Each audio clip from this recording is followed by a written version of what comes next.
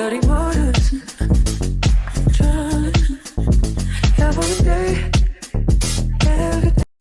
faves, welcome back to my channel. We're going to be doing some mini twists today with some bulk human hair. Now, the color I was sent was burgundy. This is how it comes, but I preferred a more natural black. So we're going to go ahead and show you guys how we can change the color on bulk hair. Now, I didn't know how to do it at first, but I just grabbed me a little box of black dye and I was like, I need a lot of it, so I'm going to watercolor this. So I poured the whole bottle into a bin and I used, I think, about 2 boxes. So basically 2 bottles of hair dye, of black hair dye. And then I went ahead and took the bulk hair and just squished it into the bin. Now, if my bin was a little bit bigger, I would have been able to put like all 5 packs in one. But since it was so small, I had to just do like maybe like 2 to 3 at a time. So this is just how the first one came out. I had to make sure that it came out right.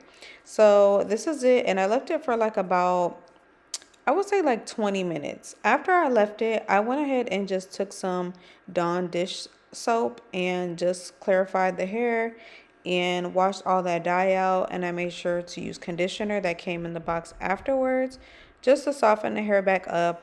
Just treated it regularly like human hair, of course, because it is 100% human hair. Make sure you also rinse out as much as you can of the hair dye from the hair, because you don't want to get it on your clothes or to be like washing out when you like use any products or be on your hands.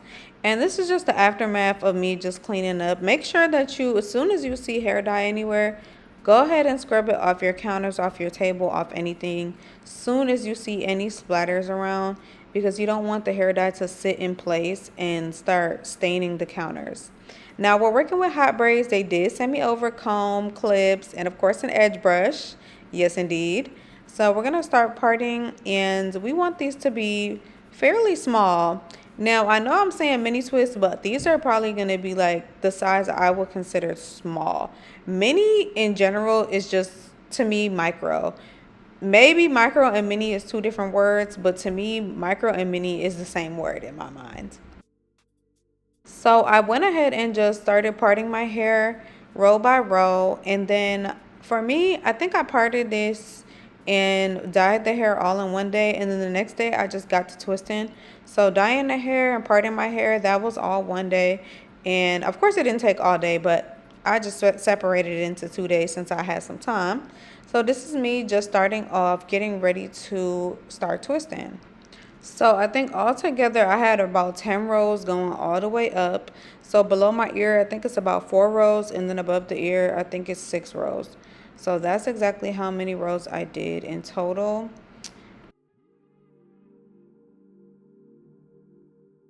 This is how the hair turned out, and this is how you guys are going to be parting off pieces of the human hair. It does come in like bulk, so you do have to like separate it yourself. This is how much I'm using for each twist.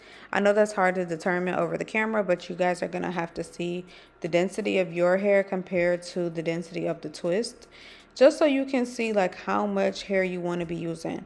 My hair is fairly thick, so my twists are definitely like juicier and chunkier. Some people might have thinner hair, so they don't have to use such a big piece. Now for me, I did box braids in the back, and then I did like the knotless version in the front. So you guys will see like I have like a few different methods that you can use to get mini twist in. This is the first one. It is just a box braid. You just use your piece of hair as like a third piece, and then 2 other pieces are obviously coming from the human hair bulk hair. Don't tell me what they say about me. If I could put my feelings on silent. Now, after you do a little bit of braiding, you want to just separate everything into 2 and just twist all the way down. Now, for me, I didn't twist my twist all the way down just because I wanted the ends to stay out and be like curly. So I kind of stopped twisting once it got to like bra strap length. So here is going to be the second method on how you can install these mini twists. You're going to start off basically with like a plait in your head, but you're not going to braid it all the way down. You're going to braid it maybe like I would say like 4 times. After you do that, you can go ahead and start a box braid. And this will just help you get like a seamless look when you're trying to start the box braid off. And like the first method, you're just using your hair as like a third option to start braiding. Then once you get further down and it's secure, you start twisting. Now this is the third way you can install bulk hair for mini twists. You can do a small plait, maybe braid it about a few times, then you can crochet a piece in. After you do this, if you don't know how to box braid, you can literally just start another plait from here and then braid it down a few times. After you braid, you're just gonna go ahead and separate it into twos and then start twisting. So there's a few different ways you guys can do this if you aren't really knowledgeable on how to just start a box braid. This can also be another option. Now, if you want the fourth option, which is like the bonus option, doing like knotless mini twist, then you guys are gonna have to watch the rest of the video to stay informed on how to do that, because it's not gonna be in the middle of the video. It's gonna be kind of like towards the end. So just stay tuned for that. There will be cards on the screen so you guys know exactly where to go to see each method.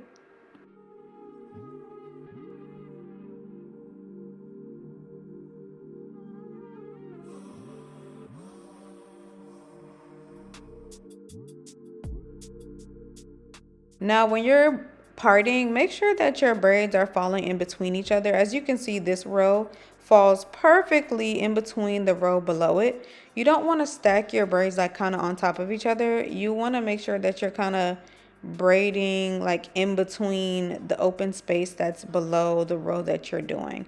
That's how you part, so that you're not having such spacey like parts when you have braids or twists.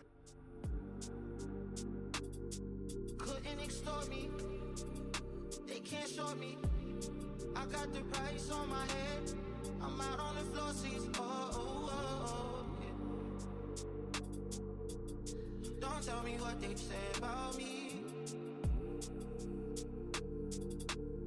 Don't tell me what they say about me. If I could put my feelings on silent. So now it's time to show you guys how to do the knotless method. This is exactly what you want to do. You want to take your hair. You're going to use a lot of gel for this, honestly, because I had to gel like the whole hair to make it slick. You want this to be really tight and neat, and then you want to plait it and then part it into twos. So you're putting basically your third piece, like separate them into just twos. You're gonna take your bulk hair, you're gonna twist one side with your natural hair, and then you're gonna take the other side and twist that with your natural hair, and then you're going to take these two pieces and twist it together. And that is basically how you start a knotless mini twist. Especially if your kitchen's not clean. All these opinions either sweet or salty. So paying attention to everything get costly.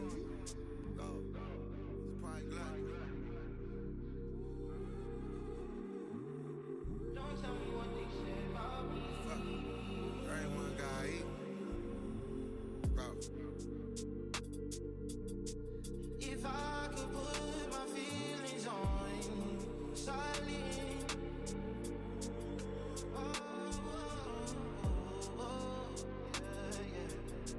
If I could put my feelings on silent.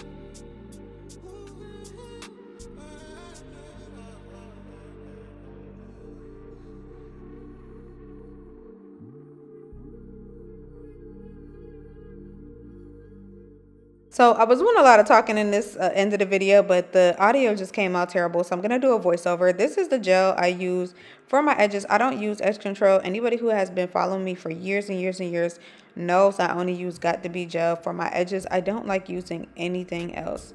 I'm not a pomade girly. I'm not an edge booster girly. Just give me the Got to Be. That's it. And honestly, it's probably not good for my edges. It might be thinning it out. And I'm just getting older as well. So I use Got to Be just whenever I'm about to step out, not every day. And yes, I do wash it out when necessary. Like I told y'all, I wanted some fluffy ends, some like curly fluffy ends. So I just sprayed some water and then I added some olive oil mousse to the ends just so that we can define the curls a little bit more. So of course you want to add mousse to the entire style. It's not really necessary to dip these or anything, which I'm sure people can and might have because this is human hair. So it's not going to really damage it or do anything. But I didn't happen to dip mine. I just used some olive oil mousse and then use some oil for my scalp, and that was about it. So for the end of the video, I'm just going to show you guys a few quick styles that I ended up trying out. Um I wasn't too fond of the headband, or maybe I just didn't do it right. But I was trying to go for like a cute little flawless look, sporty look, but the headband just wasn't giving. It was giving sister sister, and I was just like, nothing's wrong with sister sister, but it just wasn't doing what I wanted it to do.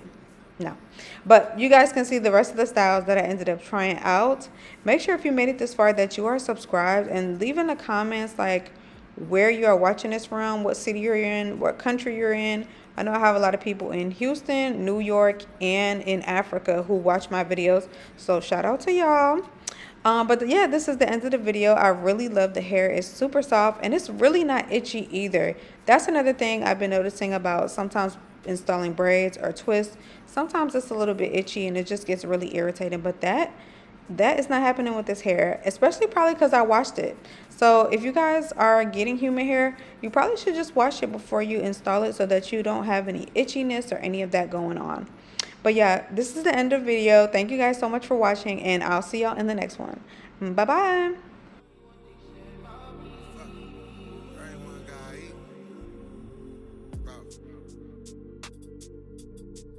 If I could put my feet